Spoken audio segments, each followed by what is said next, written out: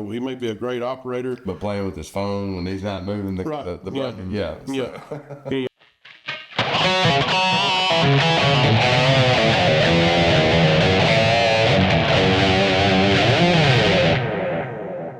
Good evening, everybody. No, I'm just kidding. No, we can use that if you want. What is going on, guys? It's Chris Work here from PropitDig. I'm here with a couple of my partners, Jeff Spencer and Jeff Givens. What is going on, fellas? Got producer Jerry behind the camera as always. Woo, man! Can you believe it is almost November 2024? Where did this year go? Well, I have no clue. It's like a flash of light. Yeah. And you look back. It's like, man, I swear to God, it's like summer just started. Yeah, I know. And now I'm like, bitchings is still hot. And it's almost November. It's like, man, you just can't get it right. But it's all right because we're all here at PropitDig Live, and we're here for you. And, we were just thinking New Year's coming upon us here. 2025. Who knows what the hell might happen? You just never know these days, man. Every year is so different. But, I'm in the construction industry. I'm running a crew. I'm a foreman. I mean, we've done videos on this topic before, but I mean, it's 2025, Jeff. I'm a construction foreman. How do I be successful? I mean, has anything changed in the last few years, or is it still just the same process, which you are about to outline? I assume. To the best of my ability, but it's a foreman's job is still a foreman's job. It still hasn't really been any major changes in responsibilities and what he has to do. But there's a lot of companies like to move our people up. Like the company I work for, we're one of those companies. We try to move our people up and give them opportunities. And hopefully, they've in their other roles as an operator or whatever they're doing, they have picked up on and paid attention to their foremans and kind of trying to mirror what they do. Oh, quick question: do operators typically make good foremen? Well, I mean, someone who is, serious about their job and is actively looking for growth within a company. It's not always true, but typically in our aspect, of what we do, generally our foreman is the highest rank you can get until you make a foreman. So, 9 times out of 10, we're going to look at our operators and try to move up, one or two of our best operators to start a new crew or make a foreman, or possibly replace a foreman that may be retiring. Or, and that's one thing I can say about the company I work for. They're really good people, and the foremans that we have now, like the shortest time foreman that we have, he's been with us for I think 13 or 14 years now. He's been a foreman for the last 6 years. But our other foremen have been with us from anywhere from 15 to 22, 23 years. Wow. Yeah. That's unheard of. Yeah. And we don't have a lot of turnover for the most part. Most of our turnover are laborers. Yeah. People that come in and work, get a little bit of experience, and somebody offers them another 50 cents on the hour, and they just don't see what good thing they got. Yeah. They go up and leave. And, they a lot of them come back. I was gonna say, Sometimes we hire them back, sometimes we don't. We're not a depends on the output, I guess. Right. Yeah. And there's a lot of companies out there that have a no rehire policy. It's like once you leave, we're done with you. Don't come back here. Wow, really? Yeah. That's just too many people trying to get that next, which you can't blame a person for doing that. Yeah, I'm a person. But I could see as running a business, you wouldn't want to play the game of skilling somebody up and then leaving and coming back trying to reskill them up again. And a plus, whenever they come in a learning role and you've done your best to teach them, and grow them, and now they think they got a little bit of knowledge, they can get more money.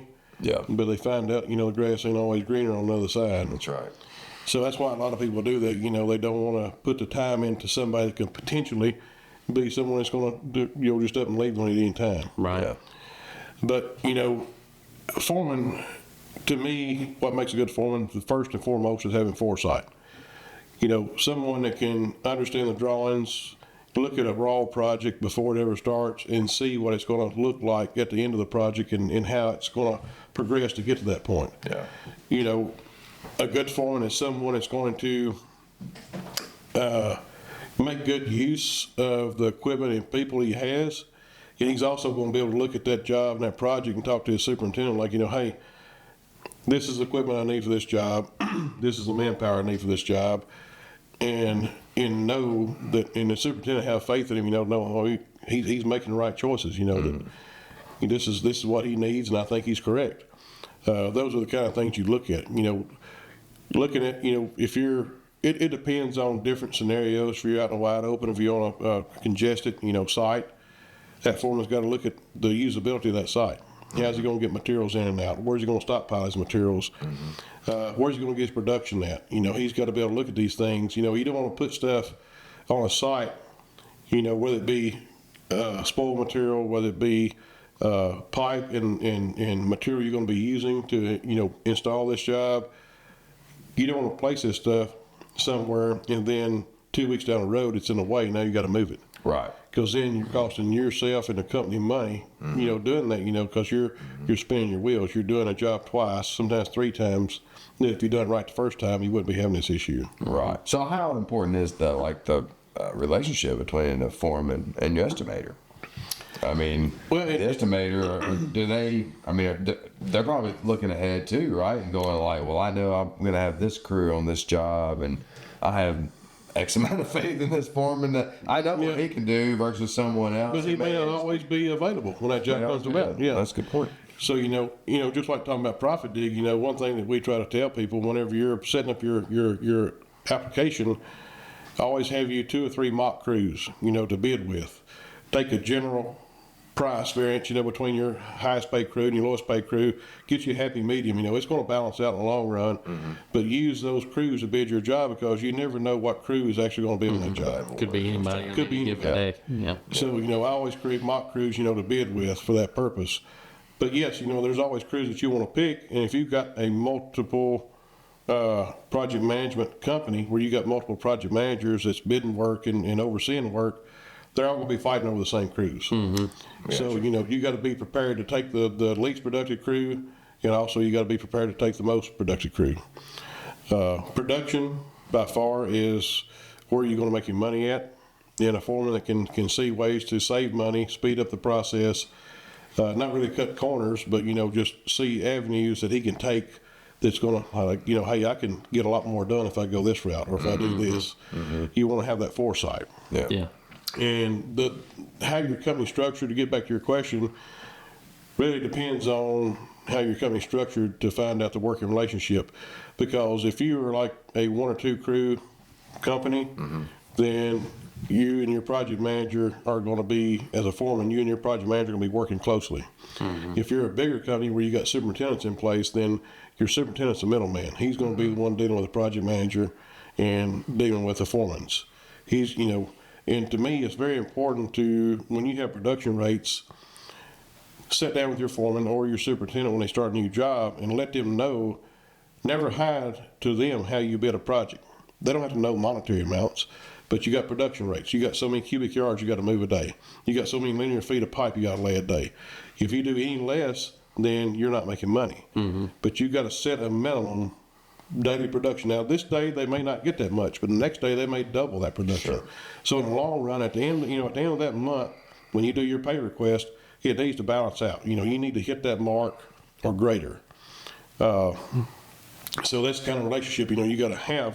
They got to understand the way that I saw this job going into my mind. Anything they can do to make it more profitable, then good for them. Yeah.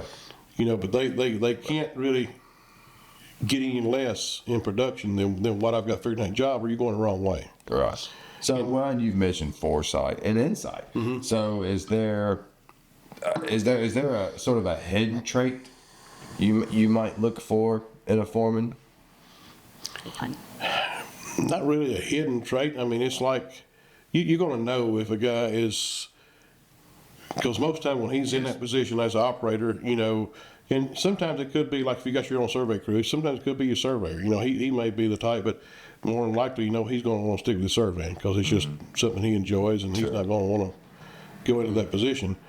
There's a lot of responsibility that goes with it, but you can foresee someone that's got the initiative to take charge, because in what I see with our operators and stuff, most of the time, when they get to a certain point, they're talking with the foreman that they're working under, and they start making suggestions. What if we do this, or what if we do that? Yeah. And you can kind of see them progress as Gears they are go. turning. Yeah. Right, yeah. Absolutely. And you know, when you have somebody, if you got an operator who just sits on the machine all the time, and he's not, you know, he may be a great operator, But playing with his phone when he's not moving the Right. button. Yeah. yeah, and, you know, there's a lot of incentive when he sees that foreman get his drawings out. If he's not currently digging or doing something, you know, run over there. You know, don't be over eager, but to where you're a nuisance. But you know, get in there and learn from your foreman. If you see things, you know, he's going to teach you how to read the drawings. You know, Helps you become a better operator. yeah. And but if you see things that can progress this project, you know, don't be ashamed or afraid to stand up and say, hey, just looking at these drawings, you know, what if we were to do this, or what if we were to do that? Yeah. And you know, there's an issue over here, you know, that's going to slow us down, you know, right now. But later on, this other contractor that's in our way, you know, he's going to move, you know, then we can get production back there. Sure. So you know, there's a lot of different things, you know, aspects to it all depends on the site you're on and the what you're actually doing at that time.